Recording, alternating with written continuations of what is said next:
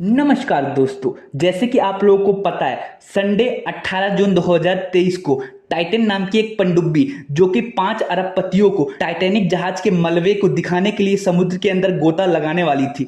गोता लगाने के 1 घंटे 45 मिनट बाद जो ये टाइटन नाम की पनडुब्बी है ये रडार से गायब हो गई। उसके बाद से ये लापता है और इसकी खोज जारी है। तो दोस्तों, कई घंटों और कई दिनों के रेस्क्यू ऑपरेशन के बाद इस जहाज का पता चल गया है। तो दोस्तों, आज की इस वीडियो में हम इसी बारे में बात करने वाले हैं कि आखिर ये पनडुब्बी कैसे लोगों को टाइटैनिक जहाज का मलबा दिखाती है। उसके अलावा हम ये भी बात करेंगे कि किन रीजन की वजह से ये पनडुब्बी डूबी और इसमें कौन कौन से अरबपति शामिल थे, किस देश के अरबपति शामिल थे, सारी चीजें हम डिटेल में बताएंगे। तो दोस्तों, वीडियो में आगे बढ़ने से पहले मैं चाहूंगा आप मेरे इस चैनल को सब्सक्राइब कर दो यार, ताकि मैं थोड़ा मोटिवेट हो सकूं आप लोगों के लिए और भी अच्छी जो बेहतरीन वीडियो बनाने के लिए। तो दोस्तों, वीडियो में आगे बढ़ते हैं। तो दोस्तों, इस स्टोरी को हमें क्लियर और सही तरीके से जानने के लिए हमें समय में थोड़ा पीछे जाना पड़ेगा। तो दोस्तों, ये बात है 1909 की, जब टाइटैनिक को बनाने की शुरुआत करी गई थी। इसको बनाने में लगभग 3 साल लगे थे और 1912 में ये बनके तैयार हुआ था। ये उस टाइम का सबसे बड़ा, सबसे महंगा और सबसे शानदार जहाज था। तो दोस्तों, इस जहाज को लेके एक दावा भी किया जा रहा था कि ये जहाज कभी भी नहीं डूबेगा। लेकिन जब 14 अप्रैल 1912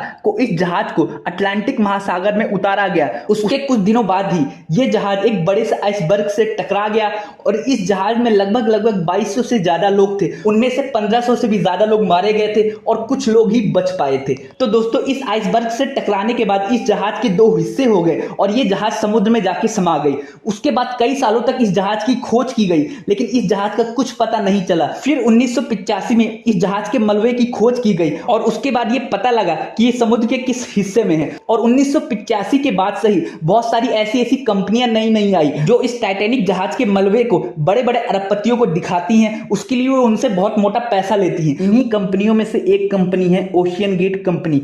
ये क्या काम करती है कि बड़े बड़े अरबपतियों से मोटी रकम लेती है, उसके बाद वो उन लोगों को उस पनडुब्बी में बिठाती है और टाइटैनिक जहाज के मलबे को दिखाती है। तो दोस्तों, इस रिसर्च और टूर कंपनी में, मतलब ओशियन गेट कंपनी में बहुत सारे लोग हिस्सेदार होते हैं। जैसे कि इसमें कई देशों की गवर्नमेंट का भी पैसा लगा होता है। उसके अलावा बहुत सारे इन्वेस्टर भी इसमें जुड़े होते हैं और जो ओशियन गेट कंपनी है उसका भी इसमें पैसा लगा होता है। तो दोस्तों, ये बात है 18 जून 2023 को, जब ये टाइटैन नाम की पनडुब्बी अटलांटिक महासागर में डुबकी लगाने वाले थे। इस पनडुब्बी में 5 अरबपति सवार थे।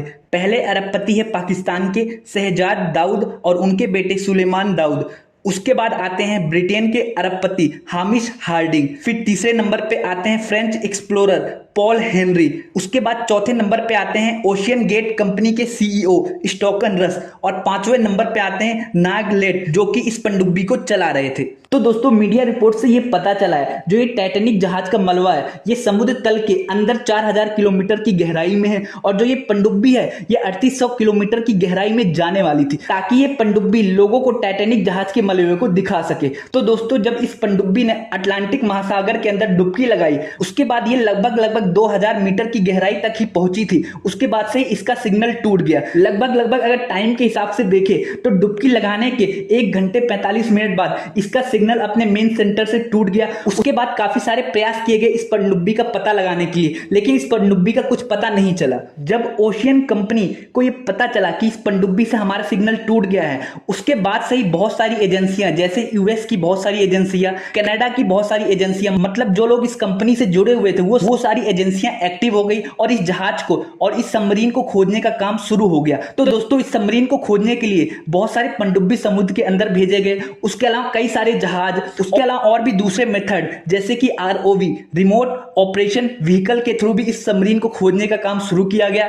तो दोस्तों, इसके अलावा मैं आपको एक बात और बताऊं कि इस सबमरीन के अंदर लगभग 4 दिन या फिर हम कह सकते हैं 96 घंटे तक का ऑक्सीजन होता है। तो दोस्तों, इसका मतलब हम ये कह सकते हैं कि ओशियन गेट कंपनी के पास सिर्फ 4 दिन का ही टाइम है इस पनडुब्बी को ढूंढने का। अगर 4 दिन के अंदर इस पनडुब्बी को नहीं ढूंढा गया तो जो उसके अंदर के लोग होंगे वो ऑटोमेटिक ही मारे जाएंगे। तो दोस्तों, ये जितने भी अरबपति थी उन्होंने इस टूर को और इस टाइटैनिक जहाज के मलबे को देखने के लिए लगभग 2 करोड़ का टिकट लिया था। उसके बाद ये हादसा हो गया। तो दोस्तों, कई दिनों और कई घंटों की खोज के बाद इस पनडुब्बी का पता चल गया है। तो दोस्तों, अभी कुछ घंटे पहले यूएस कोस्ट गार्ड की तरफ से एक इंटरव्यू, एक मीडिया रिपोर्ट सामने आई है जिसमें यह बताया गया है कि इस पनडुब्बी का मलबा, इस पनडुब्बी के हिस्से टाइटैनिक जहाज के मलबे से 1600 मीटर दूरी पे मिले हैं। उसके अलावा यूएस कोस्ट गार्ड ने यह भी बताया है कि उस मलबे के आसपास टाइटैनिक जहाज का कोई भी मलबा नहीं था, इसलिए हम ये नहीं कह सकते कि ये पनडुब्बी टाइटैनिक जहाज के मलबे से टकरा गया होगा। इसके अलावा यह भी बताया गया है कि इसमें जो 5 लोग सवार थे उनकी मौत हो गई है।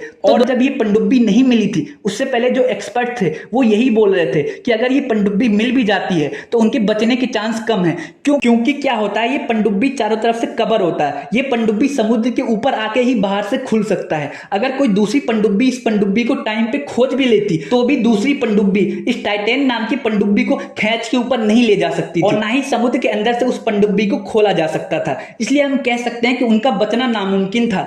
तो दोस्तों अब हम ये बात कर लेते हैं कि आखिर किन रीजनों की वजह से ये पनडुब्बी डूबी होगी। तो दोस्तों पहला रीजन ये हो सकता है कि समुद्र तल के अंदर बहुत सारा कीचड़ होता है, बहुत सारी गंदगी होती है। कभी कभी क्या होता है, पनडुब्बी के कुछ हिस्से इस कीचड़ में फंस जाते हैं और उसके बाद पनडुब्बी आगे मूव नहीं कर पाती, जिसकी वजह से टेक्नोलॉजी फेलियर की वजह से ये पनडुब्बी वहीं पर डूब जाती है। दूसरा रीजन ये कि टेक्नोलॉजी फेलियर की वजह से या सिग्नल फेलियर की वजह से जो ये पनडुब्बी है उसका कनेक्शन बाहर की दुनिया से कट जाता है, जिसकी वजह से उनको नई इंफॉर्मेशन नहीं मिल पाती और टेक्नोलॉजी फेलियर की वजह से भी ये पनडुब्बी डूब जाती है। तीसरा रीजन ये हो सकता है कि इस पनडुब्बी में कहीं ना कहीं क्रैक हो, जिसकी वजह से इसके अंदर पानी लीक करने लग गया और उसकी वजह से ये पनडुब्बी डूब गई। तो दोस्तों इसके अलावा एक रीजन ये भी हो सकता है ह्यूमन एरर। कभी कभी क्या होता है कि ह्यूमन एरर की वजह से जो पनडुब्बी को चला रहे होते हैं वो कुछ ऐसी गलतियां कर देते हैं जिसकी वजह से ऐसी दुर्घटनाएं हो जाती हैं। तो दोस्तों उम्मीद करता हूं आपको ये सारी चीज समझ आई। अगर आपके मन में कोई भी डाउट है तो आप नीचे कमेंट कर सकते हैं। जाने से पहले मैं चाहूंगा आप मेरे चैनल को सब्सक्राइब कर दो यार, ताकि मैं थोड़ा मोटिवेट हो सकूं आप लोगों के लिए और भी अच्छी और बेहतरीन वीडियो बनाने के लिए। वीडियो देखने के लिए आपका बहुत बहुत शुक्रिया।